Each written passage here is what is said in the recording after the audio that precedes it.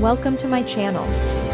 Today's story is a journey of secrets, transformation, and a side of myself. Sarah had always been the adventurous one in their marriage, the one who pushed boundaries and suggested things that made David's heart race with a mixture of excitement and nervousness. They'd been married for 7 years, comfortable in their routines, their small apartment in the suburbs, their weekend rituals of coffee and farmers markets. But Sarah wanted more than comfort. She wanted spark, mystery, the kind of connection that made you feel truly seen by another person. It started innocently enough on a rainy Thursday evening when the power went out and they were left with nothing but candles and conversation. Sarah was stretched out on the couch, her long dark hair cascading over the armrest, and she turned to David with that particular gleam in her eye that he'd learned meant she was about to suggest something unexpected.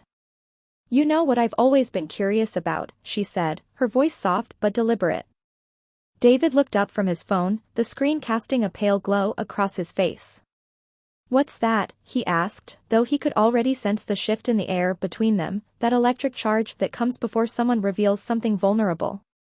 "I've always wondered what you'd look like if we played around with your appearance a bit," Sarah continued, sitting up now, her eyes searching his face for a reaction. "Like, really feminized you? Makeup, clothes, the whole thing. Just for fun. Just between us." David felt his stomach flip, a sensation that was equal parts anxiety and something else he couldn't quite name. He'd never considered anything like that before, at least not consciously, but the way Sarah said it, with such genuine curiosity and warmth, made it seem less like a strange request and more like an invitation to explore something new together. The idea hung in the air between them like a question mark, waiting for his response. He swallowed hard, feeling the pulse in his throat.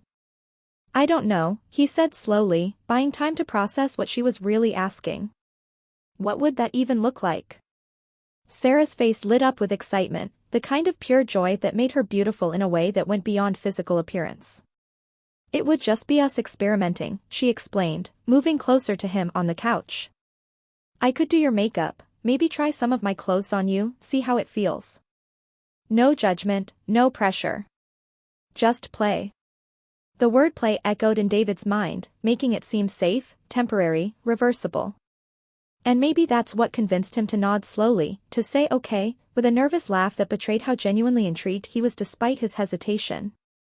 Sarah squealed with delight and practically bounced off the couch, already planning aloud what they would need, which products would work best, how they should start simple and build from there. David watched her, this woman he'd loved for nearly a decade, and felt something shift inside him, though he couldn't have articulated what it was at the time. It felt like standing at the edge of something vast and unknown, exciting and terrifying in equal measure. The next evening, Sarah came home with shopping bags filled with things David had never expected to see in their apartment. "Foundation in various shades, because we need to find the right match for your skin tone," she explained. Eyeshadow palettes with colors that shimmered and sparkled. Lipsticks in reds and pinks and nudes. A wig with long auburn hair that looked surprisingly real. She spread everything out on their bed like treasures, and David stood in the doorway feeling like he was looking at artifacts from an alien world. "Are you ready?" Sarah asked, and David realized there was no turning back now without disappointing her, without closing a door that had just opened between them. He nodded and sat down at her vanity, feeling the unfamiliar texture of the cushioned stool beneath him. Sarah stood behind him, meeting his eyes in the mirror, and for a moment they just looked at each other, acknowledging the significance of what they were about to do. Then her hands were in his hair, gentle and purposeful, and she began to work. The transformation took hours. Sarah was meticulous, blending foundation into his skin until his complexion looked smooth and flawless, covering the slight stubble shadow on his jaw, contouring his cheekbones to make them appear more prominent and feminine. She lined his eyes with a steadiness that surprised him, creating wings that made his eyes look larger and more expressive.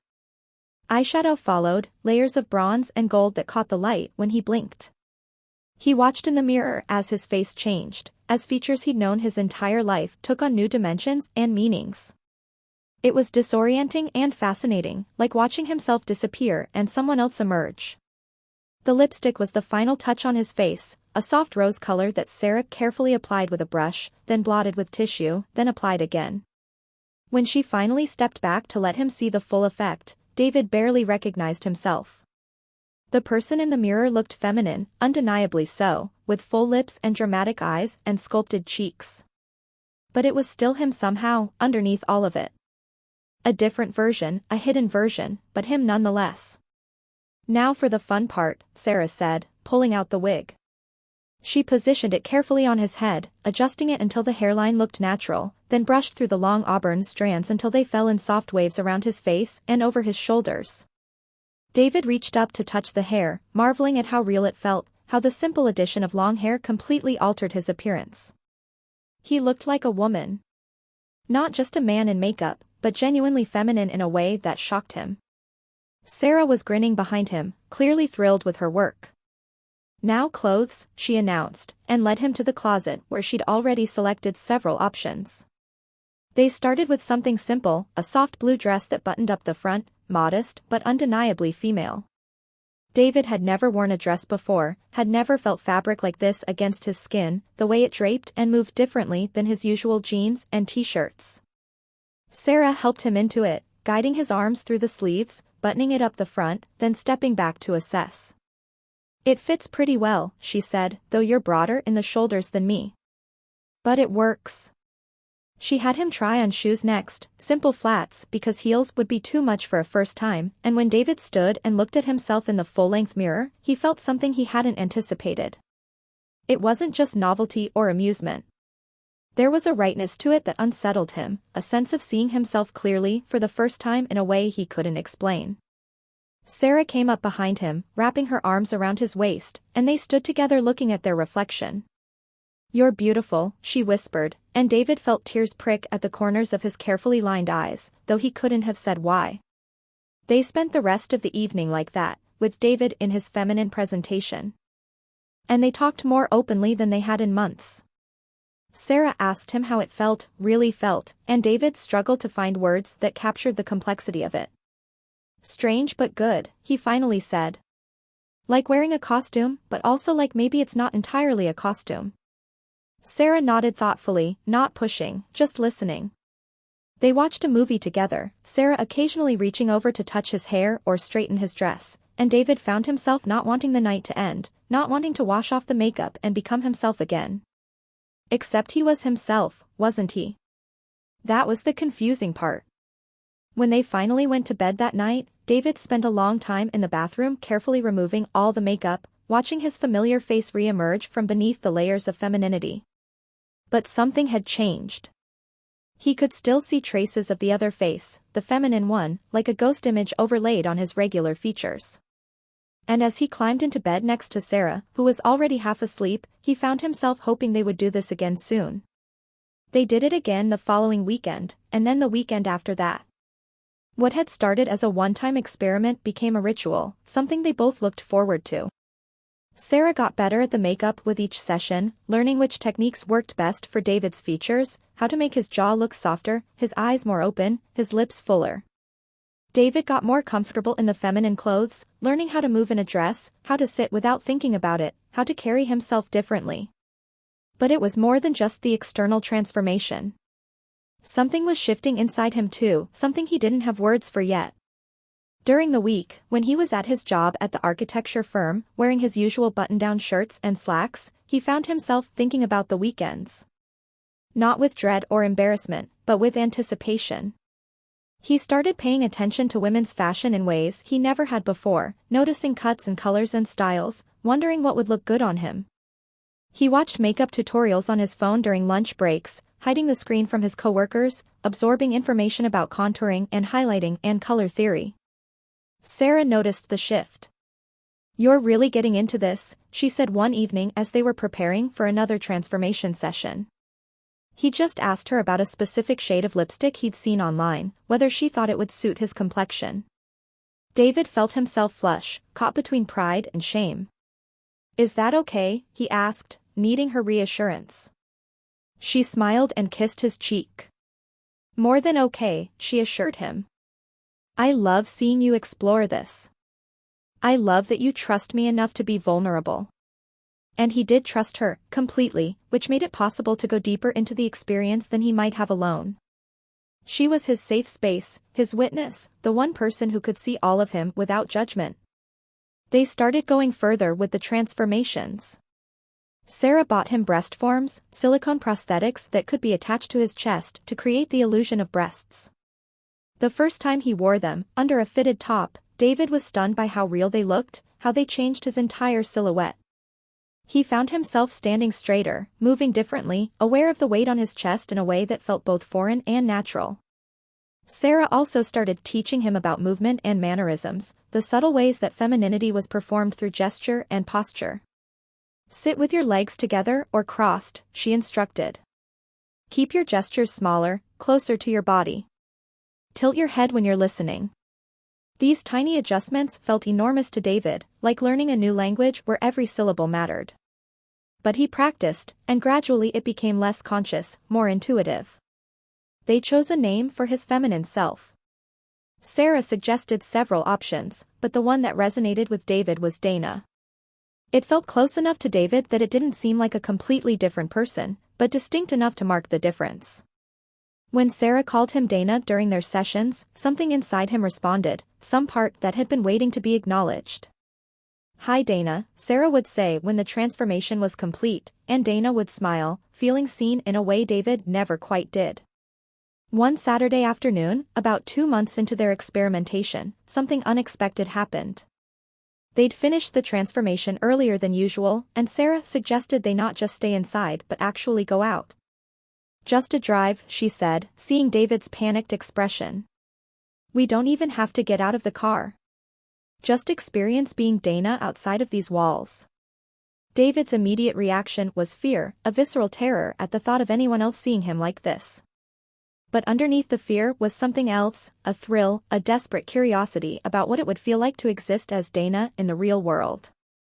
He agreed, his heart pounding, and they got in Sarah's car just as evening was beginning to fall. Sarah drove them through their neighborhood, past familiar houses and streets that looked different somehow from behind Dana's eyes. They went to a drive-through coffee place, and when the teenager at the window handed them their drinks, she said, "Here you go ladies," without a second glance. David's hands were shaking as he took the cup, but inside he felt a rush of something that might have been euphoria. The girl hadn't clocked him, hadn't seen through the presentation. To her, he was simply a woman getting coffee with her friend. After that, going out became part of their routine. They started small, just drives and drive-thrus, but eventually worked up to actually getting out of the car. They went to a mall in a town where they didn't know anyone, and David, as Dana, walked through stores with Sarah by his side, looking at clothes, trying on jewelry, existing in public as a woman. Each outing was terrifying and exhilarating in equal measure. David was hyper-aware of every glance in his direction, every person who might be looking at him, judging him, seeing through the illusion. But most people didn't look twice. To the world, he was just another woman shopping with a friend. This realization was profound and destabilizing. The world saw Dana as real. Which raised the question, was Dana real? David started having trouble sleeping. He would lie awake at night, staring at the ceiling, trying to understand what was happening to him. Was this just an elaborate game, a fantasy that would eventually run its course? Or was it something deeper, something about his fundamental identity that he'd been suppressing or ignoring his entire life? The question terrified him because he didn't know the answer, and not knowing meant he couldn't predict or control where this was all heading. Sarah sensed his turmoil. They talked about it one night, lying in bed in the dark where it was easier to be honest. "Do you think this means something about who I am?" David asked, his voice barely above a whisper. "Like, something permanent?" Sarah was quiet for a long moment. "I think it means you're discovering parts of yourself you didn't know existed," she finally said. "Whether that's permanent or not, I don't know. But I don't think you should be afraid of it. Whatever this is, we'll figure it out together." Her words were comforting, but they didn't fully dispel the anxiety that had taken root in David's chest. Because the truth was, being Dana felt good. Better than good.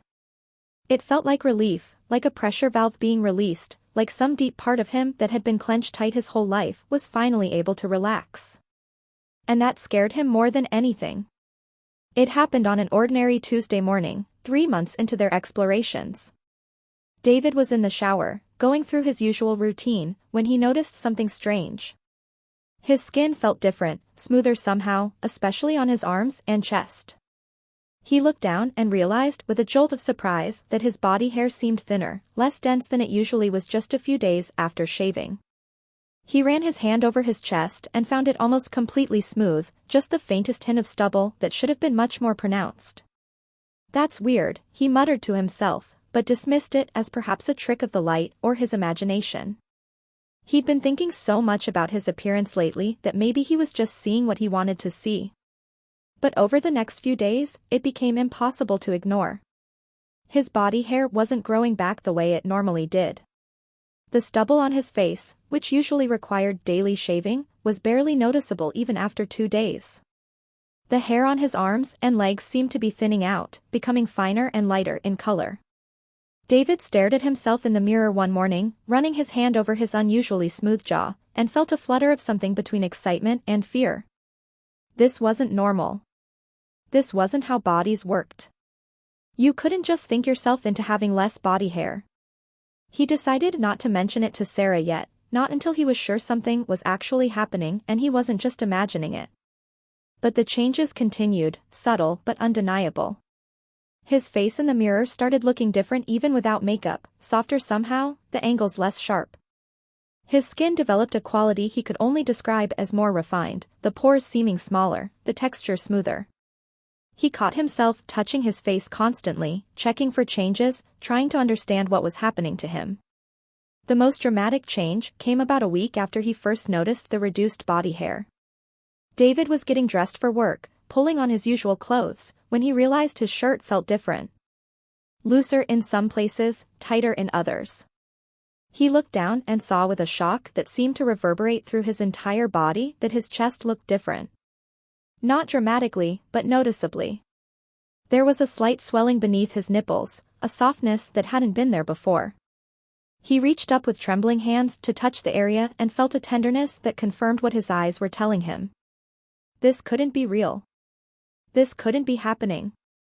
Bodies didn't just change like this, not without hormones or medical intervention. But there it was, undeniable, physical proof that something impossible was occurring. David felt a wave of panic crash over him, so intense that he had to sit down on the edge of the bed to keep from falling over. His heart was racing, his breath coming in short gasps. What was happening to him? Was he sick? Was this some bizarre medical condition that would require doctors and explanations he couldn't even begin to formulate? And underneath the panic, buried beneath layers of fear and confusion, was a tiny spark of something that felt treacherously like hope. "Sarah," he called out, his voice cracking on her name. She appeared in the bedroom doorway, still in her pajamas, concerned immediately by the look on his face. "What's wrong?" she asked, coming to sit beside him on the bed. David didn't know how to say it, didn't know what words could possibly convey what was happening. So he just took her hand and placed it on his chest, over the slight swelling. "Feel that," he said. "Do you feel that?" Sarah's eyes widened as her fingers gently explored the changes. Her expression shifted from confusion to shock to something David couldn't quite read. "David," she breathed. "How long has this been happening?" "I don't know," he admitted, and then the whole story came spilling out. The reduced body hair, the changes to his skin, the way his face seemed different. Sarah listened without interrupting, her hand still resting on his chest where she could feel the undeniable evidence that this was real. When he finished, they sat in silence for a long moment, both trying to process the impossible. "This doesn't make sense," Sarah finally said, her voice measured and careful. "Bodies don't just spontaneously feminize. There has to be an explanation. We should see a doctor." David nodded, because that was the logical response, but inside he felt a resistance he didn't fully understand. Part of him didn't want to see a doctor, didn't want to hear a medical explanation, didn't want this to stop. The thought shocked him with its clarity. He didn't want this to stop. Despite the fear and confusion, despite the impossibility of it all, some deep part of him was welcoming these changes, was grateful for them, was hoping they would continue. The realization made him dizzy. Sarah was watching him carefully. "How do you feel about this?" she asked. "Not the logistics or the how, but emotionally. How do you feel?" David looked at his wife, this woman who had opened the door to this whole journey, and decided to be completely honest. "I'm terrified," he said slowly. "This shouldn't be possible. It makes no sense. But also, I think maybe I'm happy about it. I think maybe this is what I've been wanting all along without knowing how to want it." Sarah's expression softened. She reached up to cup his face in both her hands. "Then we'll figure it out together," she said firmly. "Whatever this is, whatever's happening, you're not alone in it." David felt tears spill down his cheeks, and Sarah wiped them away gently. They decided to wait before seeing a doctor, at least for a little while, to see if the changes continued or stabilized. David called in sick to work, unable to face going in and pretending everything was normal when his entire reality was shifting beneath his feet.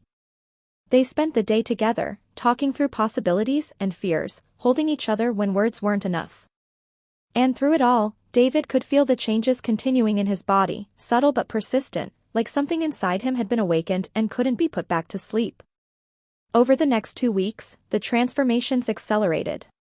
The swelling in David's chest became more pronounced, unmistakably developing into small breasts, probably an A-cup Sarah estimated when they measured. His face continued to soften, his jawline becoming less angular, his cheekbones more prominent, his lips slightly fuller. His waist seemed to narrow while his hips widened just slightly, creating the beginnings of a more feminine silhouette. Even his hands and feet seemed to be changing, becoming smaller and more delicate, his fingers longer and more slender. It was impossible, defied every law of biology David understood, but it was happening anyway, his body rewriting itself day by day. The changes were becoming difficult to hide. David had started wearing baggier clothes to work, claiming he'd put on some weight and his regular shirts didn't fit well, but he could tell his coworkers were starting to notice something was off. His voice had even begun to shift, the pitch rising slightly, the resonance changing in ways that made him sound less masculine. He practiced deepening his voice to compensate, but it felt increasingly unnatural, like forcing his body to do something it no longer wanted to do. Sarah was his constant support through all of it, but he could see the concern in her eyes. She was worried about him, about the physical impossibility of what was happening, about what it might mean for their future. But she never suggested he try to stop it, never made him feel like this was wrong or shameful. Instead, she adapted, started calling him Dana more often even when he wasn't fully transformed, started using feminine pronouns sometimes, testing how it felt. And David found that it felt good, natural, like finally being called by the right name after years of responding to the wrong one. One evening, Sarah sat him down at the kitchen table with a serious expression. "We need to talk about what happens next," she said. "These changes, they're not stopping. At some point, you're not going to be able to hide this. We need to think about how you want to handle this, what you want to tell people, how you want to live." David felt the weight of those questions settle over him. He'd been so focused on the day-to-day experience of the changes that he hadn't thought much about the larger implications. But Sarah was right. This was going to affect every aspect of his life, his job, their families, their friends, their entire social world. The thought was overwhelming. "I don't know," he admitted. "I don't know how to explain this to anyone when I can't even explain it to myself. What do I say? Hey, everyone, my body is spontaneously transitioning to female for no medical reason. They'll think I'm insane." Sarah reached across the table to take his hands. "Maybe the specific mechanism doesn't matter as much as the result," she suggested gently. "Maybe what matters is that you're becoming who you're meant to be, and the how is less important than the what."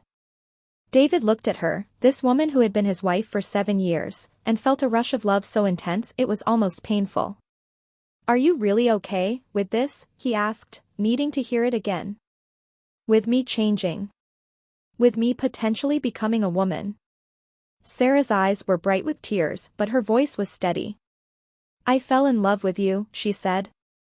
"The person, not just the body. And if your body is changing to match who you really are inside, then yes, I'm okay with it. More than okay. I'm honored to be here with you through it." They both cried then, holding each other across the kitchen table, and David felt something inside him settle, some fundamental fear being soothed by Sarah's acceptance. Whatever was ahead, they would face it together. By the end of the 4th month, David's physical transformation had progressed to the point where presenting as male required significant effort. His breasts had developed to a solid B-cup, his facial features were unmistakably feminine, and his body shape had shifted enough that men's clothing hung oddly on him while women's clothing fit naturally. He'd taken a leave of absence from work, citing a medical condition that required treatment, which was true in a sense even if he couldn't explain the details. The leave gave him time and space to fully explore what was happening without the constant stress of hiding it. At home, David lived almost exclusively as Dana now. The makeup and wigs that had once been part of a transformation ritual were no longer necessary. Dana's face was naturally feminine, her own hair, which she'd been growing out, was getting longer and could be styled in feminine ways. She still wore women's clothes, but now they weren't costume pieces, they were just her clothes, the things that fit her body and her sense of self. The shift in pronouns felt natural too. Sarah had fully transitioned to using she and her when referring to Dana, and Dana found that being called he felt increasingly wrong, like being misidentified. They talked endlessly during those weeks, exploring what this all meant. Dana read everything she could find about gender identity, transgender experiences, medical transitions. But none of it quite fit because those transitions were intentional, medically facilitated, the result of conscious choice and hormone therapy. What was happening to Dana was spontaneous, inexplicable, as if her body had simply decided on its own to align with some internal blueprint she hadn't known existed. The internet provided some theories. Dana found obscure forums discussing reality shifting, manifestation, and the power of consciousness to affect physical reality. Some people claimed that intense desire or visualization could actually cause physical changes, that the boundary between mind and body was more permeable than mainstream science acknowledged. Dana wasn't sure she believed in any of it, but what was the alternative?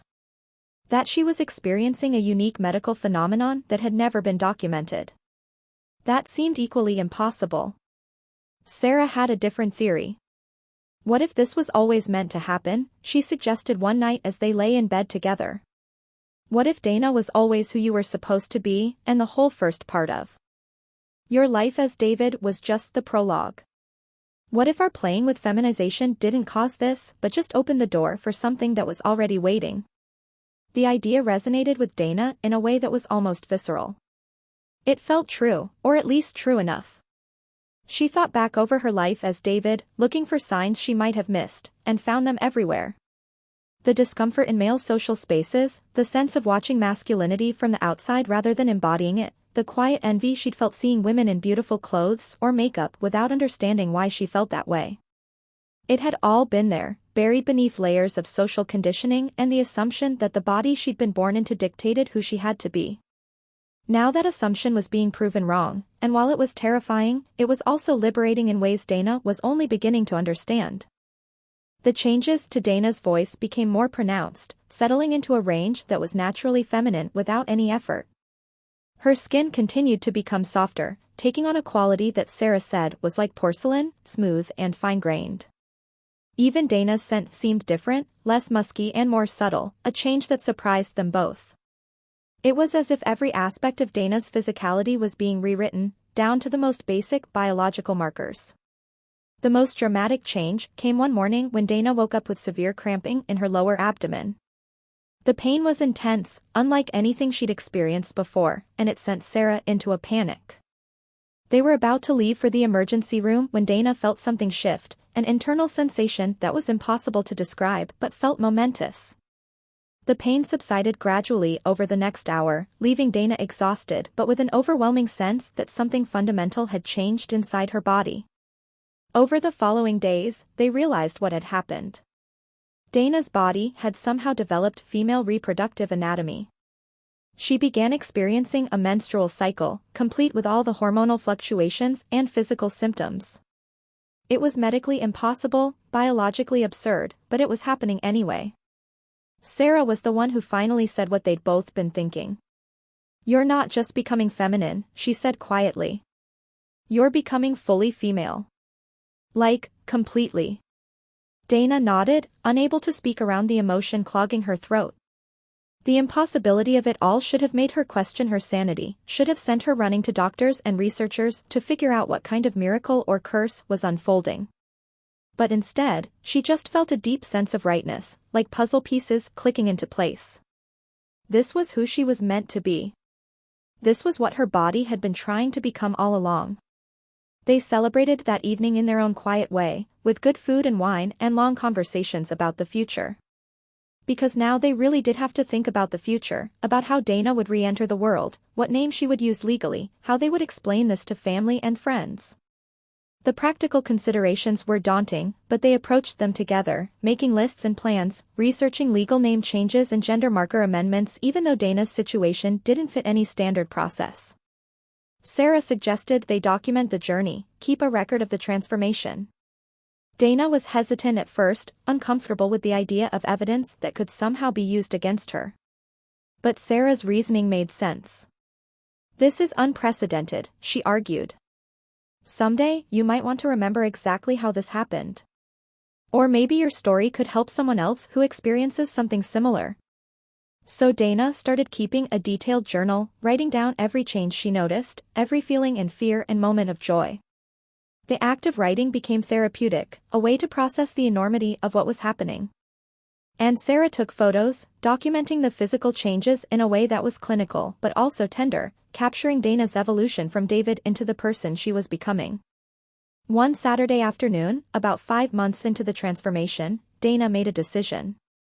I want to go out, she told Sarah. Not just for errands or quick trips, but really out. I want to go somewhere nice for dinner, dressed up, presenting fully as myself. I want to exist in the world as Dana, not hiding or rushing, just being. Sarah's face broke into a huge smile. Let's do it, she agreed immediately. Where do you want to go? They chose an upscale restaurant in the city, the kind of place that required reservations and had dress codes. Dana spent the afternoon getting ready, treating it with the same care she would have for any important event.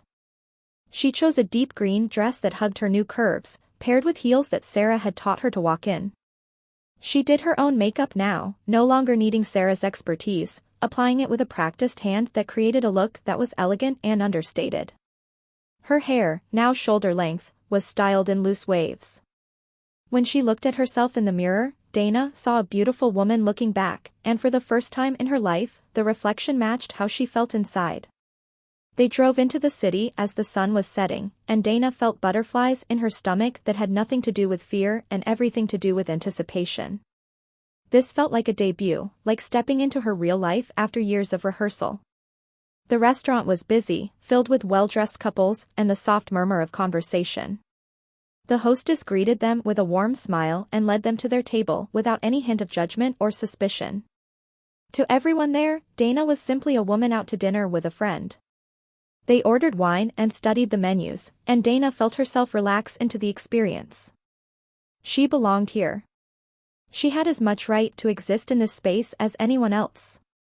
During dinner, Sarah raised her glass in a toast. To Dana, she said, her eyes shining. To becoming who you really are. To bravery and transformation and love that adapts. Dana clinked her glass against Sarah's, feeling emotion swell in her chest. To us, she added. To figuring this out together. They talked and laughed throughout the meal, and Dana was aware of other diners occasionally glancing their way, but not with suspicion or hostility. Just the normal people watching that happens in public spaces. She and Sarah were two women enjoying dinner together, and that was unremarkable, wonderfully ordinary. When they left the restaurant and walked back to the car through the cool evening air, Dana felt like she was floating. The night had been perfect, uncomplicated, a glimpse of what her life could be like going forward. Sarah took her hand as they walked, and Dana squeezed it gratefully. I think I'm ready, she said softly. Ready to start telling people. Ready to start living as Dana full-time. Sarah stopped walking and turned to face her. Are you sure? She asked. There's no rush. You can take as much time as you need. Dana nodded, feeling certain in a way she hadn't about anything in a long time. I'm sure, she said. This is who I am now. I don't want to keep hiding it. Sarah pulled her into a hug right there on the sidewalk, and Dana held on tight. Feeling like she was standing at the beginning of a new life, one that was truly hers. The first person they told was Sarah's sister, Emily, who'd always been open-minded and supportive. They invited her over for coffee on a Sunday afternoon, and Dana's stomach was in knots the entire morning leading up to it. Sarah kept reassuring her that Emily would be fine, but Dana couldn't shake the fear that this would be the moment when rejection became real, when someone she cared about would look at her with disgust or confusion and she'd have to see herself reflected in their judgment. Emily arrived right on time, breezing in with her usual energy, chattering about her week as Sarah made coffee. Dana sat on the couch, her hands clasped tightly in her lap, trying to breathe normally. When they all had their mugs and were settled, Sarah gave Dana an encouraging nod. "Emily," Dana began, her voice shakier than she wanted it to be. "There's something I need to tell you. Something that's been happening over the past few months." Emily's expression shifted to concern. "Is everything okay?" she asked, looking between Dana and Sarah. "Are you guys all right?" "We're fine," Dana assured her quickly. "Better than fine, actually. But I've been going through some changes, and I wanted you to hear about them from me." She took a deep breath and continued. "Over the past several months, my body has been spontaneously transitioning to female. I know that sounds impossible, but it's happening. I'm becoming a woman, physically and in every other way. I'm going by Dana now, and using she and her pronouns.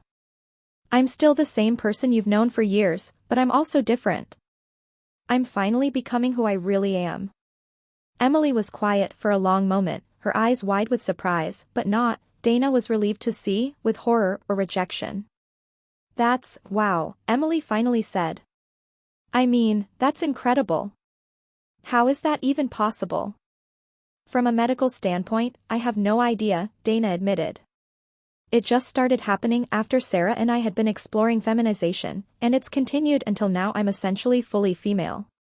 I know it's a lot to process." Emily was still staring, but Dana could see her mind working, trying to understand. "So you're trans," Emily said, testing out the word. Dana considered the question. "I don't know if I fit the standard definition of transgender since I didn't intentionally transition," she said slowly. "But in terms of the result, yes, I suppose I am. I was assigned male at birth, and now I'm female. So if the label fits, then yes." Emily nodded slowly, then a smile started to spread across her face. "Honestly, this makes so much sense," she said, surprising them both. "You were always so uncomfortable at family events, especially with the guys. And you had this gentleness about you that never quite fit with how men are supposed to be. I'm not saying I predicted this or anything, but looking back, I can see it." Dana felt tears prick at her eyes. "So you're okay with this?" she asked, needing to hear it explicitly. Emily got up and came around to sit next to Dana on the couch, pulling her into a hug. "I'm more than okay with it," she said firmly. "I'm happy for you. If this is who you really are, then you should absolutely be Dana. And honestly, you're beautiful. Like, really beautiful. The transformation looks amazing." They all cried a little then, and talked for hours, Emily asking questions about the process and the changes and what came next. It felt like a huge weight had been lifted off Dana's shoulders. The first person knowing and accepting made all the other revelations seem possible. Encouraged by Emily's response, Dana and Sarah started telling more people. They told Sarah's parents next, which was more difficult because they were older and less familiar with concepts of gender fluidity and transition. But they were kind people who loved their daughter, and they could see that Sarah was happy and supportive, so they accepted Dana even if they didn't fully understand. "We might need some time to adjust," Sarah's mother admitted. "But you're family, and that doesn't change." Dana's own parents were harder. His mother cried, mourning the loss of the son she thought she'd had, struggling to understand how her child could have changed so dramatically. His father was quietly uncomfortable, asking questions about medical explanations and whether Dana had seen doctors. Dana tried to explain the inexplicable, but she could see it didn't really satisfy them. In the end, they said they needed time, that they loved David and would try to love Dana, but it was a big adjustment. It wasn't the enthusiastic acceptance Dana had hoped for, but it also wasn't outright rejection, so she tried to be grateful for that. Friends were a mixed bag. Some were immediately supportive, excited, even eager to learn about Dana's experience and meet the real her. Others were confused or quietly distanced themselves, uncomfortable with something so outside their understanding of how the world worked. Dana lost a few friendships that had been important to her as David, and each loss stung even as she recognized that people who couldn't accept this fundamental truth about her weren't really her friends anyway. The social transition was exhausting in ways the physical one hadn't been. Every conversation required emotional labor, explaining and educating and managing other people's reactions. But Sarah was beside her through all of it, running interference when needed, providing support and reassurance, reminding Dana that she didn't owe anyone an explanation beyond what she chose to give. The legal aspects of transition were complicated by Dana's unusual circumstances. The process for changing legal name and gender marker typically required letters from medical professionals confirming gender dysphoria and transition treatment. But Dana couldn't get those letters because she wasn't being treated by anyone, hadn't taken hormones, hadn't had surgery. Her body had simply changed on its own. They found a sympathetic lawyer who specialized in LGBTQ legal issues, and she helped them navigate the system. In the end, Dana had to see several doctors who examined her, confirmed that yes, her body was now physically female in ways that made no medical sense, and provided letters stating that regardless of the mechanism, Dana was indeed female and should have her documents reflect that reality. It took months and cost more money than Dana had anticipated, but eventually she had a new birth certificate, driver's license, and passport, all with her correct name and gender marker. Dana also had to figure out what to do about work. Her leave of absence couldn't last forever, and she needed to decide whether to return to the architecture firm or find something new. The thought of going back to the same office, where everyone knew her as David, felt overwhelming. She'd have to come out to dozens of colleagues, face their questions and judgments, navigate the awkwardness of people who'd known her in her previous body trying to adjust to the new reality. In the end, she decided to make a clean break. She submitted her resignation, citing personal health reasons, and began looking for new opportunities where she could simply apply and interview as Dana, where her history wouldn't precede her. It felt like giving up in some ways, walking away from a job she'd worked hard at for years. But it also felt like freedom, the opportunity to start fresh without the weight of everyone's preconceptions. Sarah suggested that Dana consider freelancing, using her architecture skills to consult on projects while maintaining more control over her time and who she worked with. The idea appealed to Dana, offering flexibility and autonomy she hadn't had in traditional employment. She started reaching out to her professional network, carefully crafting a narrative that she was branching out on her own, and was surprised by how many people were interested in working with her. Her skills were still valuable regardless of her gender, and presenting herself confidently as a woman made people see her as competent and professional. Slowly, Dana built a new life. She established routines and rituals that felt authentic to who she was now. Morning coffee on the balcony, yoga to stay connected to her changing body, time for creative pursuits like painting that she'd neglected for years. She made new friends through LGBTQ community groups and online forums for people navigating gender transition. Some of these people were trans women who'd taken more traditional paths, and they welcomed Dana even though her experience was unique. They understood the core of it, the journey from one gender to another, the work of building a life that felt true. Sarah and Dana's relationship evolved too. They had to renegotiate aspects of their marriage, figure out how they fit together now that the gender dynamics had shifted. Sarah had married a man named David, but now she was married to a woman named Dana. What did that mean for Sarah's own identity, for her understanding of her sexuality? They talked about it extensively, sometimes with the help of a couples therapist who specialized in transitions within relationships. Sarah ultimately decided that labels weren't as important as the relationship itself. "I love you," she told Dana. "I love the person you are, and that person happens to be a woman now. If that makes me queer or bisexual or pan, then fine. Those are just words. What matters is us." Their physical relationship changed, naturally, as Dana's body completed its transformation. They had to learn each other again, discover what felt good and right with Dana's new anatomy. It was awkward sometimes, and they laughed through some of the awkwardness, but they also found new depths of intimacy. Sarah said she felt like she could see Dana fully now, without the mask of masculinity that had always been slightly in the way. And Dana felt more present, more embodied, able to be fully herself in vulnerable moments in ways she never could have been before. A year after the transformations began, Dana barely recognized her old life. She'd been living fully as a woman for months now, and it had become so natural that she sometimes struggled to remember what it had been like to present as male. Her body had stabilized, the spontaneous changes tapering off once she was fully female. She still didn't understand the mechanism behind what had happened, still couldn't explain it scientifically, but she'd made peace with the mystery. Some things didn't need to be understood to be accepted. Her freelance architecture practice was thriving. She developed a niche in sustainable design, working with clients who appreciated her innovative approaches and attention to detail. In professional contexts, no one questioned her gender. She was simply Dana, a talented architect who happened to be a woman.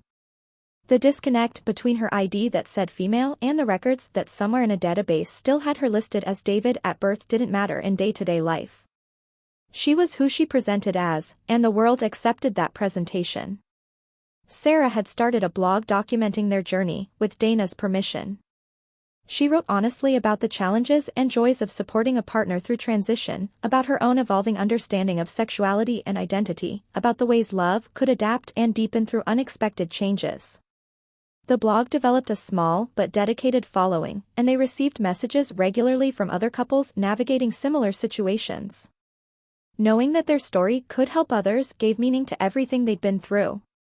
Dana also started speaking at local LGBTQ organizations, sharing her unusual transition story and offering hope to people who felt trapped in bodies that didn't match their internal sense of self. She was always careful to note that spontaneous physical transition like hers was extraordinarily rare, probably unique, and that most people would need medical intervention to achieve the physical changes they desired. But the emotional and psychological aspects of her journey were relatable, the process of discovering a hidden truth about yourself and finding the courage to live it despite fear and uncertainty. People responded to that universal aspect, even if the specifics were wildly different. She reconnected with her parents slowly over that year. They made efforts to use her correct name and pronouns, though they sometimes slipped up. They invited her and Sarah to family events and tried to treat her the same as they always had, with the slight awkwardness of people adjusting to something they never expected. Dana appreciated the effort even when it was imperfect. She knew not everyone had family who tried at all, and she counted herself fortunate that her parents hadn't completely rejected her. Her mother even said one day, tentatively, that she was starting to grieve not for the son she'd lost but for the years Dana had spent trapped, unable to be herself. That acknowledgement meant more to Dana than almost anything else her mother could have said. 18 months post-transition, Dana experienced something she'd never imagined possible. She and Sarah were at a routine gynecology appointment, something Dana had started doing to monitor her reproductive health since her body had spontaneously developed female anatomy. The doctor was doing an ultrasound as part of the exam when her expression changed, becoming focused and slightly confused. "Is something wrong?" Dana asked, anxiety spiking. The doctor was quiet for a moment longer, then turned the screen so Dana could see. "I'm not sure how to tell you this," she said carefully. "But it appears you have a viable uterus and ovaries, fully functional as far as I can tell. And based on what I'm seeing, I think you're ovulating." Dana stared at the screen, not fully comprehending. Sarah, who'd been sitting in a chair nearby, stood up and came closer. "What does that mean?" she asked. The doctor looked between them. "It means that theoretically, Dana could conceive and carry a pregnancy," she explained. "Obviously, the circumstances of your transition are highly unusual, but from a purely anatomical perspective, you have fully functioning female reproductive organs." The news was staggering. Dana had accepted that her body had transitioned to female, but this felt like another level entirely. The possibility of pregnancy, of creating life, of experiencing something she'd never even considered during her years as David. She and Sarah left the appointment in a daze, processing what they'd learned. Over the following weeks, they talked extensively about whether they wanted to pursue that possibility. They'd never had children, had assumed they couldn't given that David had been assigned male at birth and they were a two-woman household now. But suddenly the option was there, unexpected and miraculous. In the end, they decided to explore it. If Dana's body had gone through all these changes, perhaps there was a reason. Perhaps this was part of the journey too. The process was complicated, requiring a sperm donor and clinical insemination since Sarah couldn't provide that component. But modern medicine made many things possible. 6 months later, Dana took a pregnancy test that came back positive. She was carrying a child, something that should have been impossible but was happening anyway, just like everything else in her transition. The pregnancy was carefully monitored, given Dana's unique circumstances, but it progressed normally. Her body adapted to the changes, growing and shifting to accommodate new life. Sarah was beside her through every step, attending every appointment, helping through morning sickness and fatigue, preparing for the arrival of a child they'd never expected to have. When Dana gave birth to a healthy baby girl 9 months later, she felt like the transformation was finally complete. Not just the physical changes or the social transition, but the journey into a life that was authentically hers. She held her daughter in her arms, looked at Sarah beside her with tears of joy streaming down her face, and felt a wholeness she'd never known was possible. The years that followed were filled with the beautiful chaos of raising a child. Dana was a mother, a wife, a professional, a woman in the fullest sense of all those words. Her daughter grew up knowing only Dana, never aware that her mother had once presented as male, though they'd tell her the story when she was old enough to understand. It would be part of their family history, an unusual tale, but theirs nonetheless. Sometimes Dana thought back to that rainy Thursday evening when Sarah had first suggested feminizing her as a playful experiment.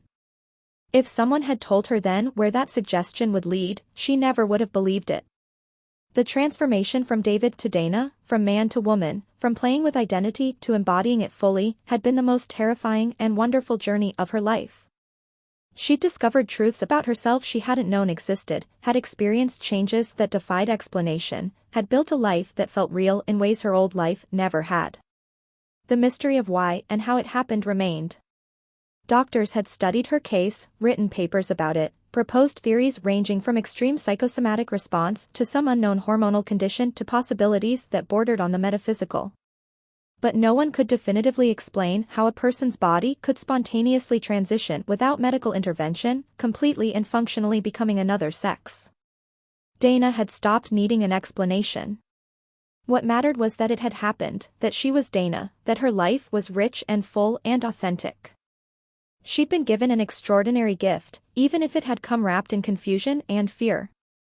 On quiet evenings, after their daughter was asleep and the house was still, Sarah and Dana would sometimes talk about that first night, how innocent and playful it had seemed. "We opened a door we didn't know was there," Sarah said once. "And you walked through it into why? Oh, you were always meant to be." Dana nodded, holding her wife's hand. "I was so scared," she admitted. Of the changes, of what they meant, of losing everything. But Sarah squeezed her hand. "You didn't lose anything real," she said. "You just stopped pretending. And that made room for all of this. All of this meaning their life together, their daughter sleeping down the hall, the future stretching ahead full of possibility." Dana had worried about the ending, about where the transformation would lead and whether she'd recognize herself when it was over. But the truth was there was no ending, just continuation. Just life being lived fully and honestly. Just a woman who'd found herself in the most unexpected way possible, and who'd built something beautiful from that discovery. When Dana thought about the future now, she felt none of the old anxiety about not fitting or pretending or hiding. She thought about watching her daughter grow, about growing old with Sarah, about all the ordinary and extraordinary moments that make up a life. She thought about the people she'd helped through sharing her story, about the work she created, about the love she gave and received. And she felt grateful, deeply and profoundly grateful, for that rainy evening when everything changed, when a door opened and she found the courage to walk through it into her real life. That was the true transformation, not just the physical changes, but the shift from living inauthentically to living true, from fear to courage, from hiding to being seen. And it had all started with a simple question and a willingness to explore the answer, wherever it led. Thanks for watching, and if you enjoyed this journey of transformation,